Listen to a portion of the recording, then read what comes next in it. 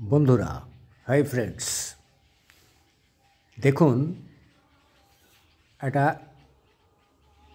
3 foot উচ্চতার খেজুর গাছ থেকে হাঁড়িতে কি সুন্দরভাবে রস ফোঁটা ফোঁটা হয়ে পড়ছে।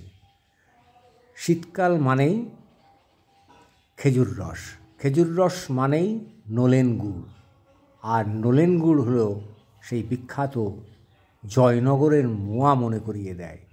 দেখুন কিভাবে খেজুর গাছ থেকে ফোঁটায় ফোঁটায় রস পড়ছে কলসির ভিতরে। ভালো লাগবে, যারা দেখেননি তাদের খুবই ভালো লাগবে। দেখুন বন্ধুরা, সাবস্ক্রাইব করুন আমার ছোট চ্যানেলটি। আজ একটু অন্যরকম চিত্র দিলুম। লাইক করুন, কমেন্ট করুন, কেমন লাগছে জানাবেন, তাহলে আমারও খুব আনন্দ হবে। সাবস্ক্রাইব করলে খুবই ভালো লাগবে। আসুন বন্ধুরা।